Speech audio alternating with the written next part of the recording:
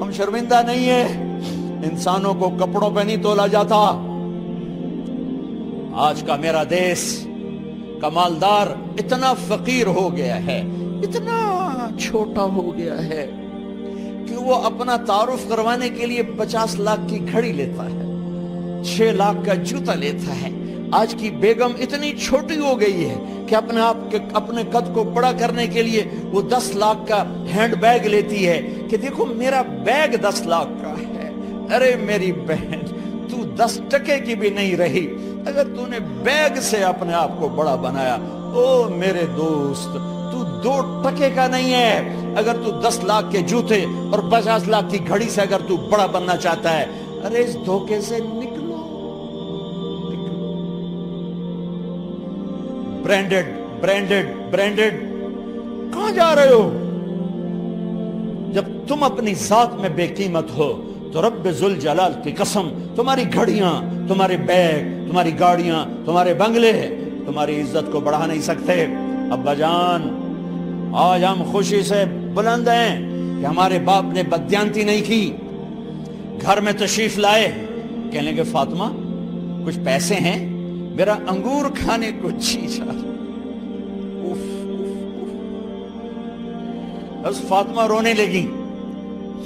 فرمایا امیر المومنین، خزانہ تو بھرا پڑا ہے، 1 درم کا بھی تیرا حق نہیں ہے کہ تو 1 درم لے کے انگور خرید لے۔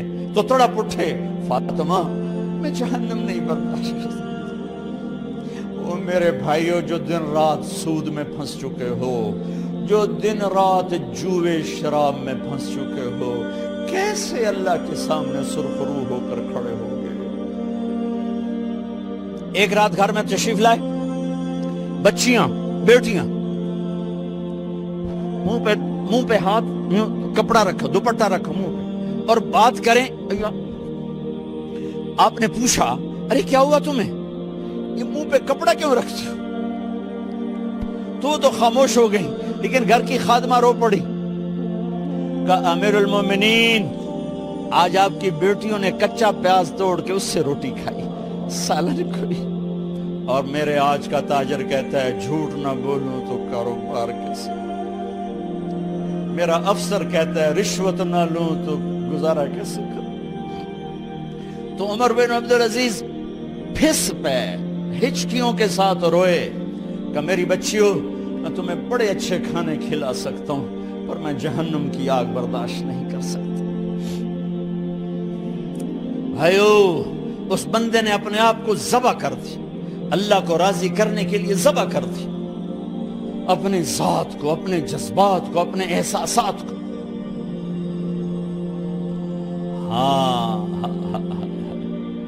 اب اللہ نے صلہ کیا دیا؟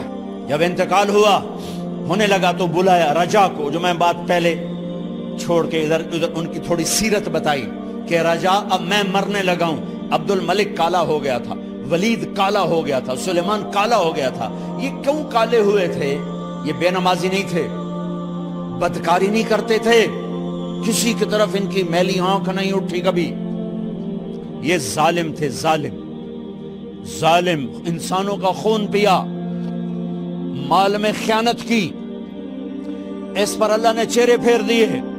آج عمر بن عبدالعزیز جا رہا ہے کہ دیکھو میں جا رہا ہوں، مجھے دیکھو میرے ساتھ کیا ہوتا ہے۔ ان کا انتقال ہوا، ان کی میت قبر کے کنارے رکھی گئی، اور اب نیچے اتارنا ہے۔ سلیمان کی میت کو اتارنے لگے تو ہلنے لگا، اور عذاب قبر پہلے شروع ہو گیا۔ عمر کی میت کو جب قبر کے قریب کیا گیا، ایسے ہوا کا جھونکا آیا، ایک پرچہ ایسے لہراتا ہوا، یوں آیا، یوں آیا، یوں آیا، اور عمر کے سینے پر گر گیا۔ لوگ کٹھے ہو گئے، پرچے کو کھول کے دیکھا گیا تو اس پہ لکھا تھا بسم اللہ الرحمن الرحیم، براءۃ من اللہ لعمر بن عبد العزیز من النار۔ یہ پروانہ ہے اللہ کی طرف سے اس کے بندے عمر کے لیے کہ اسے جہنم سے نجات کی خوشخبری سنا دی جائے۔ آہا، مرنا ہو تو یوں مرو، اللہ ایسی موت دے دے. کہتے ہیں پھر میں نے ان کو قبر میں اتارا. جب قبر میں اتارا تو کیا دیکھا؟ میں نے کفن کی گرہ کھولی تو چہرہ قبلے کی طرف، اور یوں لگا جیسے 14ویں رات کا چاند قبر میں اتر آیا ہو. اور آخری بات کرتا ہوں، میرے بھائیوں بہنوں، اپنے اللہ سے